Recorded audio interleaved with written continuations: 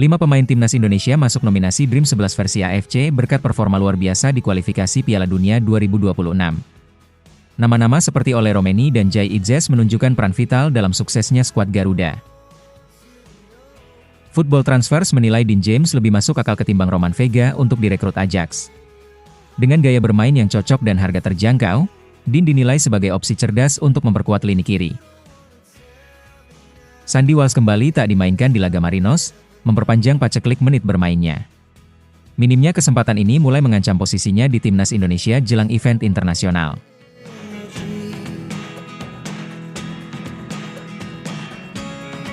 Kualifikasi Piala Dunia 2026 zona Asia membawa kejutan menggembirakan untuk publik Indonesia. 5 pemain timnas Indonesia resmi masuk dalam nominasi Dream yang dirilis oleh HFC. Pengakuan ini bukan tanpa alasan, sebab performa mereka selama fase kualifikasi sangat menonjol. Salah satu nama yang mencuri perhatian adalah Ole Romeni, striker anyar timnas Indonesia yang langsung tampil tajam. Sejak dinaturalisasi pada 8 Februari 2025, ia menjalani debut pada 20 Maret dan langsung menunjukkan kualitasnya. Ole menjadi penyerang andalan skuad Garuda dalam beberapa laga penting. Ketajamannya di lini depan menjadi ancaman nyata bagi pertahanan lawan. Kontribusinya membuat lini serang Indonesia jauh lebih berbahaya dibandingkan sebelumnya. Selain Ula, Marten Pas juga jadi sorotan. Kiper milik FC Dallas ini sudah mengemas 8 caps sejak debut pada September 2024.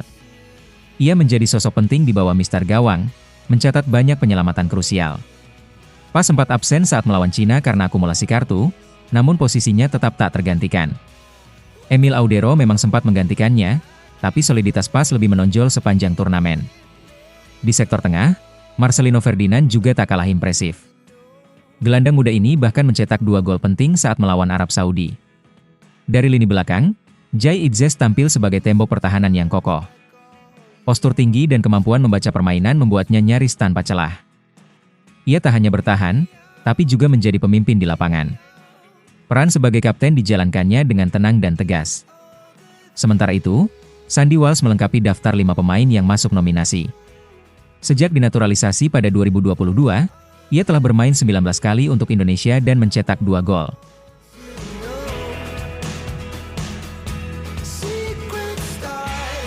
Media sepak bola asal Belanda Football Transfers menyoroti peluang Dean James untuk bergabung dengan raksasa Eredivisie Ajax Amsterdam. Dalam situasi Ajax yang tengah membidik Roman Vega dari Argentinos Juniors, Dean muncul sebagai opsi yang lebih realistis dan potensial. Media tersebut mengemukakan 2 alasan utama mengapa Dean layak dipertimbangkan sebagai alternatif utama di sektor kiri pertahanan Ajax. Pertama, dari sisi teknis, gaya bermain Dean dinilai sangat cocok dengan filosofi permainan Ajax. Ia tampil konsisten bersama Go Ahead Eagles dan terbukti mampu beradaptasi cepat dalam skema permainan berbasis penguasaan bola dan transisi cepat. Kemampuannya bermain reguler di Eredivisie menambah nilai lebih, terutama dibandingkan dengan opsi lain yang masih butuh waktu adaptasi. Kedua, aspek finansial menjadi pertimbangan besar. Dean James hanya memiliki nilai pasar sekitar 1,1 juta euro, jauh lebih murah dibandingkan dengan Roman Vega yang dibanderol sekitar 7 juta euro oleh klubnya. Di tengah tekanan finansial dan kebutuhan Ajax untuk merombak skuad dengan efisien, Dean muncul sebagai solusi cerdas dan hemat. Kontraknya memang masih berjalan hingga 2028, namun harga pasarnya yang rendah membuat transfer ini secara teoritis tetap realistis. Meskipun Dean harus siap menerima peran sebagai pelapis, ia tetap menjadi opsi menarik. Terlebih, kepergian Hato membuka ruang baru di lini pertahanan. Namun, hingga kini belum ada konfirmasi resmi dari Ajax terkait ketertarikan mereka pada Dean. Bila Ajax serius ingin memperkuat kedalaman skuad tanpa beban finansial berlebih, mendatangkan Dean James bisa menjadi langkah strategis yang masuk akal.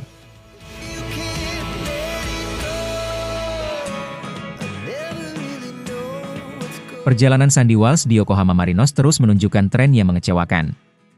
Bek senior timnas Indonesia itu kembali tidak diberi kesempatan bermain dalam laga melawan Shonan Bellmare. Pertandingan berakhir imbang 1-1, namun yang menarik perhatian bukan hasil akhir laga, melainkan posisi Walsh yang hanya jadi penonton di bangku cadangan. Pelatih Hideo Oshima mengambil 4 dari 5 kuota pergantian pemain, namun nama Sandy Walsh tetap tak tersentuh. Bahkan 1 slot pergantian dibiarkan tak terpakai. Sebuah sinyal yang makin menegaskan bahwa bek 30 tahun tersebut tidak masuk dalam rencana taktis pelatih. Ini adalah pertandingan ke-6 beruntun di mana Sandy absen merumput. 3 laga pertama akibat cedera, 3 sisanya hanya jadi penghangat bangku cadangan. Kondisi ini tidak hanya memukul kepercayaan dirinya, tetapi juga mulai mengancam posisinya di timnas Indonesia. Absennya Sandi dalam agenda FIFA Matchday bulan Juni lalu sudah menjadi indikator bahwa performa klub tetap jadi tolok ukur utama pemanggilan pemain ke tim nasional. Jika situasi ini terus berlanjut, peluangnya untuk membela Garuda di event internasional mendatang bisa terancam. Masalahnya bukan hanya soal persaingan posisi, ini soal ritme dan waktu bermain. Sehebat apapun pemain, jika tidak aktif di level klub, performa dan kesiapan fisik akan menurun drastis. Sandi harus segera mencari solusi, entah dengan memperebutkan menit bermain di Marinos atau mempertimbangkan opsi hengkang demi menyelamatkan karir dan tempatnya di timnas. Situasi ini menggambarkan betapa brutalnya dunia sepak bola profesional. Nama besar dan status timnas tidak menjamin apapun jika tidak diiringi performa di klub.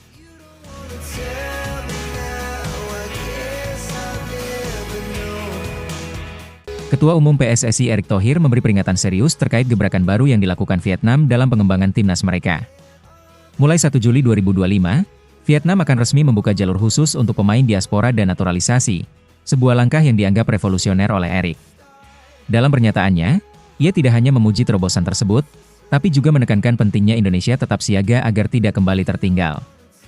Vietnam berencana menarik pemain keturunan mereka yang tersebar di berbagai penjuru dunia untuk memperkuat tim nasional. Dengan latar sejarah migrasi besar-besaran akibat Perang Vietnam, negara itu kini memanfaatkan potensi diaspora sebagai fondasi untuk membangun kekuatan sepak bola baru. Menurut Erick, pendekatan Vietnam sangat rasional dan strategis.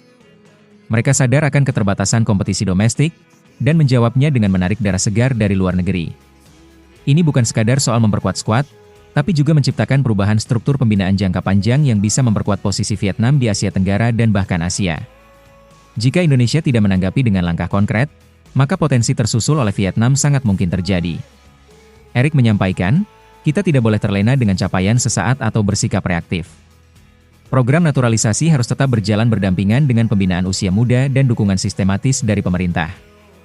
Saat ini, timnas Indonesia memang tengah menggalakkan naturalisasi pemain keturunan dan pengembangan elite youth. Tapi Erick mengingatkan, konsistensi dan keseriusan adalah kunci. Tanpa sinergi antara PSSI, klub, dan pemerintah, fondasi yang ada bisa runtuh oleh negara-negara yang lebih progresif secara struktur dan kebijakan.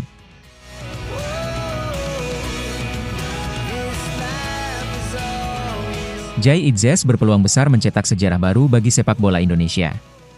Bek berusia 25 tahun itu dilaporkan menjadi incaran serius Aston Villa, klub elit Premier League yang musim depan juga tampil di Europa League. Jika transfer ini terrealisasi, Itzes akan menjadi pemain pertama timnas Indonesia yang merumput di kasta tertinggi Liga Inggris. Kabar ini pertama kali mencuat dari situs TransferFeed, yang menyebutkan bahwa ketertarikan Villa muncul setelah Venezia terdegradasi dari Serie A. Itzes disebut sebagai salah satu pemain paling konsisten sepanjang musim. Bahkan, pelatih Eusebio Di Francesco menunjuknya sebagai kapten, bukti kepercayaan penuh atas kepemimpinan dan performa defensifnya. Aston Villa bukan satu-satunya peminat. 3 klub Serie A lainnya, Udinese, Fiorentina, dan Genoa juga dikabarkan ikut memantau situasi sang bek. Udinese bahkan telah melayangkan tawaran awal di kisaran 6 juta euro, namun Venezia tampaknya ingin melepas Itzes dengan harga lebih tinggi. Penilaian itu wajar, mengingat kontribusinya yang signifikan meski timnya gagal bertahan di Serie A. Bagi sepak bola Indonesia, transfer ini bukan sekadar prestis. Kehadiran pemain timnas di Premier League bisa menjadi pemantik mentalitas dan ekspektasi baru, baik untuk pemain lain maupun supporter. Ini sinyal bahwa pemain Indonesia bisa bersaing di level top Eropa, asal punya jalur pengembangan yang jelas dan disiplin tinggi. Namun demikian, perlu dicatat, rumor belum berarti kepastian. Minat klub besar seringkali tidak berujung transfer. Semua akan bergantung pada negosiasi, kesiapan Itzes untuk bersaing di level tertinggi, dan keberanian mengambil tantangan yang lebih besar. Jika terwujud, langkah ini bisa jadi titik balik citra pemain Indonesia di mata klub-klub Eropa.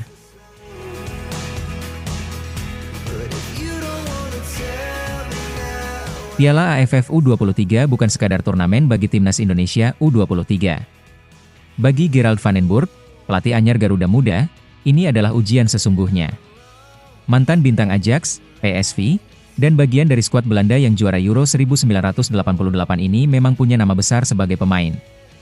Tapi di dunia kepelatihan, rekam jejaknya belum terbukti. AFF U23 akan jadi momen pembuktian.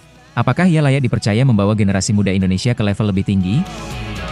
Van den Burg memang bukan orang asing di lingkungan timnas, karena sebelumnya menjabat asisten pelatih di tim senior. Namun kini, tanggung jawabnya jauh lebih besar. Ia harus menunjukkan kapasitas penuh sebagai nahkoda utama. Seperti diungkap pengamat sepak bola Roni Pangemanan, ekspektasi publik terhadap Garuda Muda sangat tinggi setelah standar baru yang diciptakan Sintayong. Van den Burg harus menjawab ekspektasi itu lewat performa nyata, bukan sekadar reputasi Eropa. Turnamen ini juga punya makna strategis. AFF U23 jadi pemanasan ideal menjelang kualifikasi Piala Asia U23 pada September mendatang. Indonesia akan menjadi tuan rumah dan bersaing dengan kekuatan raksasa seperti Korea Selatan. Maka, performa anak asuh Van den Burg di AFF bukan hanya soal gelar, tapi juga ajang membangun karakter tim, mencari kerangka inti, dan mengasah mental bertanding. Secara teori, Van den Burg punya semua modal, pengalaman, gaya main Eropa, dan relasi kuat di dalam sistem timnas. Tapi di sepak bola Indonesia, hasil adalah segalanya. Pelatih asing tidak akan dipuja jika gagal memberi prestasi. AFF U23 bisa menjadi titik awal karir panjangnya di Indonesia, atau justru akhir yang sunyi jika ia gagal menavigasi tekanan dan ekspektasi. Semuanya akan ditentukan di lapangan.